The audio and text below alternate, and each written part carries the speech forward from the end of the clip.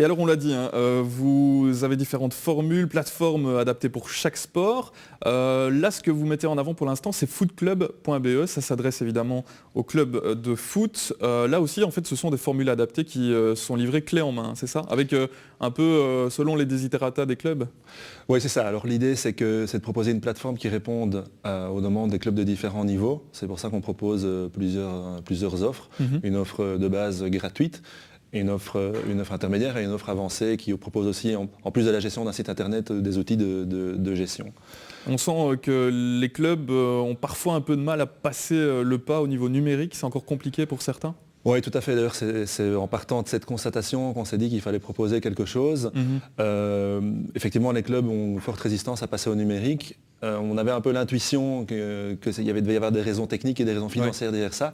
On les a d'ailleurs vérifiées avec un sondage il y a 2-3 ans. On a commencé à faire une petite étude de marché et on s'est rendu compte qu'effectivement, les clubs ont souvent soit pas les moyens financiers pour se lancer dans la conception d'un site web sur mesure. Ça peut aller jusqu'à 3-4 000 euros sans problème si on s'adresse à un professionnel ou une agence. Et aussi les connaissances techniques. Donc il y a parfois des clubs qui ont un informaticien dans le club.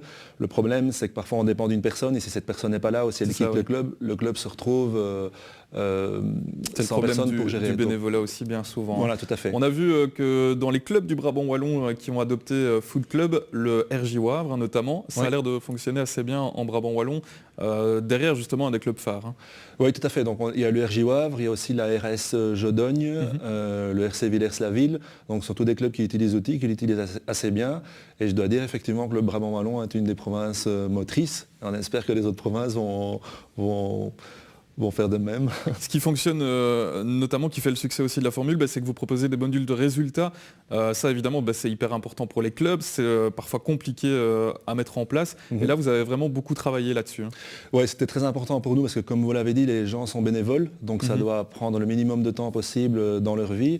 Et une des choses principales, une des informations principales qu'on veut diffuser sur le site, c'est effectivement les calendriers, les classements, les résultats. Donc on a beaucoup travaillé pour pouvoir proposer ça de manière totalement automatisée dans Foot Clubs. Et donc voilà, tous les jours, il y a de l'information qui arrive en fonction des matchs qui se passent et on injecte l'information automatiquement dans le site.